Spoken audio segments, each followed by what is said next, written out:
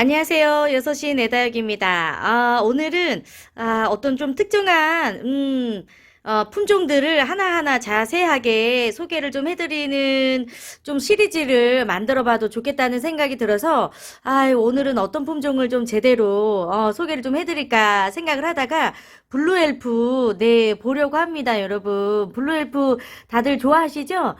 가격대도 정말 저렴하고 예쁘고 블루엘프가 또 물이 들면 얼마나 예쁜지 몰라요. 얼굴이 살짝 나나우쿠미니를 좀 닮아 있는 것 같기도 하고 이렇게 좀 푸른빛이 있을 때는 라울하고도 좀 닮아 있는 것 같기도 하고요.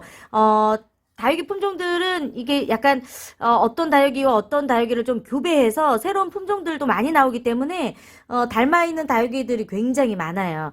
블루엘프는 일단 가격대가 저렴한 그런 국민 다육이이고요. 이 다육이를 좀 키울 때 꼭 알고 있어야 되는 것 중에 하나가 블루엘프의 웃자람입니다. 이게 이제 너무 어린 다육이 이거나 막 성장기에 있는 다육이들을 집에 데리고 오면 웃자람이 좀 심할 수 있어요. 그래서 햇빛 일조량이 충분하지 못하면 한 1년에서 한 1년 반 정도는 웃자람을 많이 볼 수가 있는데요. 적어도 한 1년 반 정도만 여러분들이 꾸준하게 잘 관리하면서 인내심을 가지면서 키우시면 그 뒤부터는 현저하게 웃자람이 많이 줄어듭니다. 그래서 충분히 여러분들이 집에서 키우시기에도 너무너무 이제 좋은 그런 품종이 이제 되는 거고요. 그리고 이 블루엘프를 보시면 이렇게 얼굴 윗부분은 정말 이제 푸르름이 가득하지만 굉장히 목대가 빠르게 만들어지는 그런 품종이에요.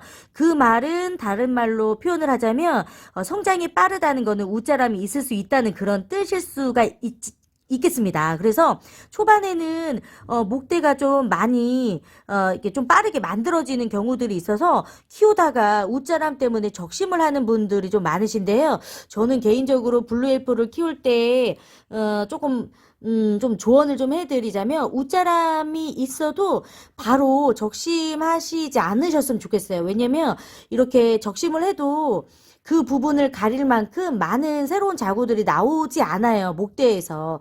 나오기도 하지만 잘려진 부분이 잘 감춰지지 않기 때문에 오히려 더 눈에 들어오지 않는 그런 밉상이 되는 것 같거든요. 제가 이제 블루엘프를 처음 키울 때 데리고 왔던 이제 품종입니다. 이렇게 보시면 저도 굉장히 키가 작았던 아이인데요. 목대 줄기 이렇게 많이 생겼어요. 그리고 중간에 이런 부분들이 많이 웃자랐었던 부분인데요. 제가 1년을 적심을 해주려고 했었던 마음을 접었는데 시간이 갈수록 밑에 있는 줄기만큼 되게 균일하게 자란 것처럼 보이죠. 처음부터 이런 모습이 절대 아니었거든요. 이제 성장을 그대로 지켜보고 가만히 놔두니까 위에 있는 부분들도 굉장히 굵어진 모습을 볼 수가 있지요. 그러면서 시간이 지남에 따라서 이렇게 보시면 또 자구가 또 나오기도 하지요. 아마도 제가 이 블루엘프를 그때 적심을 해가지고 키웠더라면 이 줄기 부분에서 자구들이 한두 개가 나오기는 했었겠지만 오히려 이렇게 예쁜 모습으로 만들어지지 않았을 것 같아요. 오히려 이렇게 목대가 있어도 여러분 되게 멋스럽고 예쁘지 않아요? 블루엘프는 이렇게 키우시면 좋겠다는 생각이 들어서 여러분들에게 좀 보여드립니다. 물론 입고지도 됩니다. 물론 입고지도 되지만 블루엘프가 입장이 그렇게 큰 스타일이 아니기 때문에 하나의 개체로 만들어지기까지 시간이 좀 걸려요. 그래서 입고지를 그렇게 권하지는 않고 싶고요. 이렇게 외두나 뭐 한두 개의 잎으로 이제 되어 있는 것보다 풍성하니까 훨씬 더 예쁘죠. 이렇게 한 뼘짜리 군생을 사시는 것도 괜찮지만 저렴한 가격에 뭐 2,000원, 3,000원이면 충분히 2, 3두의 블루엘프도 사실 수가 있으니까 뭐 한 3포트, 4포트 정도를 합식해가지고 풍성하게 키우시는 것도 추천을 좀 드리고 싶고요. 블루엘프가 이제 줄기가 좀 빠르게 성장을 한다고 말씀을 드렸잖아요.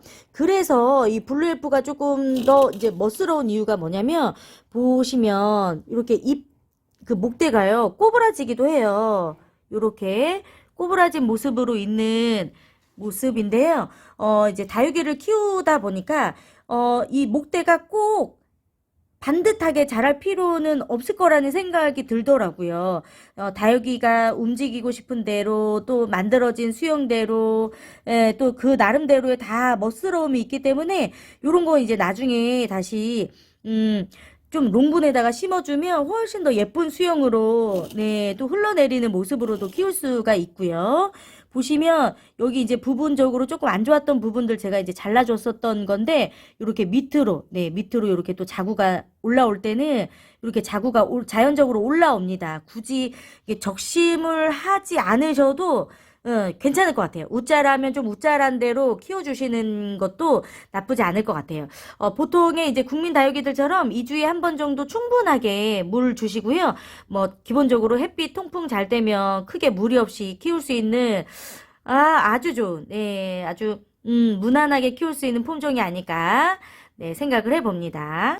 입장 끝으로 이렇게 손톱에다가 이렇게 점 찍어 놓은 것처럼 빨간 점처럼 이렇게 물이 들기 시작하는 스타일인데요. 지금은 굉장히 초록하죠. 제가 이제 물도 좀 많이 주고 가을에 좀 노숙을 했지만 예쁘게 막 물이 들어져 있는 상태에서 들어오지는 못했어요.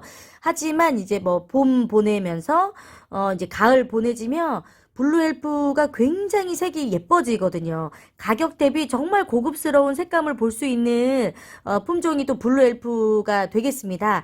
아마 농장에서는 초록한 그런 블루엘프들만 많이 보셨을 텐데요. 절대 초록하면서 끝나는 다육이는 아니니까 예쁜 모습으로 키우면서 도전해 보시면서 반려식물로 아주 충분히 여러분들이 곁에 두셔도 좋을 것 같아요. 블루엘프 키웠다가 안 키우신 분들도 계실 테고 아직 블루엘프를 키워보지 않으신 분들도 계실 것 같은데요. 네, 저는 개인적으로 네, 추천하고 싶은 네, 품종이고 대신에 조금 일조량은 어느 정도는 좀 들어오는 곳에서 다육생활 하시는 분들이 키우셨으면 하는 그런 마음은 네, 가지고 있습니다. 네. 오늘은 이렇게 블루엘프에 대한 이야기를 나눠봤습니다. 도움이 되셨으면 좋을 것 같아요. 네. 오늘은 여기에서 인사드릴게요. 이게 이제 블루엘프 웃자람에 대해서 이야기를 드렸지만 모든 다육이들은 초반에는 좀 웃자람이 있지만 어느 정도 여러분들이 잘 시간을 좀 보내주시면 이 집의 환경에도 적응을 하고 뭐 온도랄지 뭐 습도랄지 바람이랄지 적응을 하면서 웃자람이 좀 덜해질 수가 있기 때문에 초반에 좀 웃자람이 많이 있다고 해서 너무 오랫동안 겁먹지 않으셔도 괜찮아요. 시간이 지남에 따라 웃자람은 좋아질 수 있습니다. 네, 여기서 인사드릴게요. 고맙습니다.